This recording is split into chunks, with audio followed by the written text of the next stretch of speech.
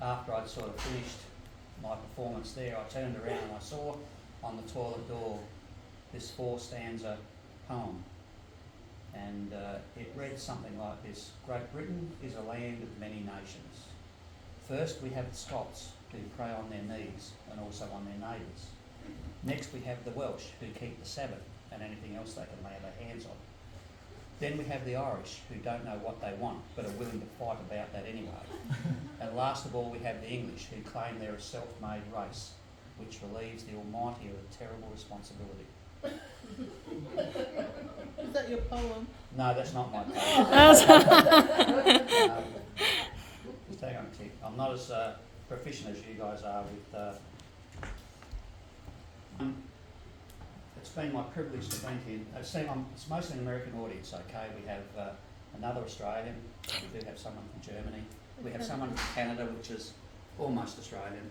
And the rest of you are basically from the United States of America. So it's been my privilege to be to the States on a number of occasions. And it's always struck me that Australians are considered to come from this exotic place at the end of the world. You know, basically you treat us like it's 1491 and we're just part of this undiscovered universe out there. So we have a poem in Australia that bizarrely enough was written by an English woman. Her name is Dorothy McKellar.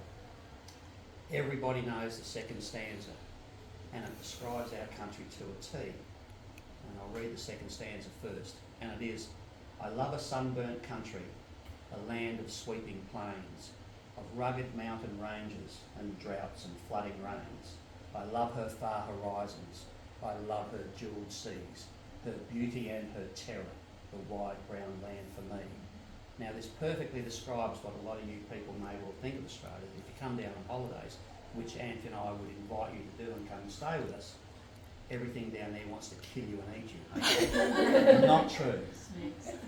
The rest of the poem, which no one knows, myself included, which is why I have to read it, is, it starts off, mind you, this lady wrote this in the late 1800s, early 1900s, and she was raised in an English family living in Australia, and she had a reasonably privileged upbringing. She was fluent, her family travelled a lot, which in those days took a quid, and she was fluent in a number of languages, and she was also a great sports person, which once again in those days for a woman was unusual, fencing being a particular forte of hers. But she travelled to England, and while she was over there she started composing this poem, and then when she came back to Australia she finalised it, and it's considered probably a quintessential Australian poem. So it starts: the love of field and coppice, of green and shaded lanes, of ordered woods and gardens is running in your veins. Strong love of grey-blue distance, brown streams and soft dim skies. I know but cannot share it. My love is otherwise. I love a sunburnt country, a land of sweeping plains, of rugged mountain ranges, of droughts and flooding rains. I love her far horizons. I love her jewel sea, her beauty and her terror, the wide brown land for me.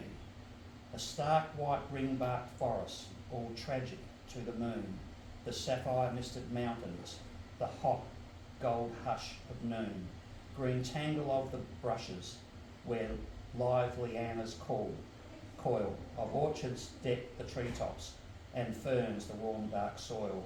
Core of my heart, my country, her pitiless blue sky, when sick at heart around us we see the cattle die. But then the grey clouds gather, and we can bless again the drumming of an army, the steady stoking rain. Core of my heart, my country, land of the rainbow gold, for flood and fire and famine she pays us back threefold. Over the thirsty paddocks, watch after many days the filmy veil of greenness that thicken as we gaze. An opal-hearted country, a wilful, lavish land. All you who have not loved her, you will not understand.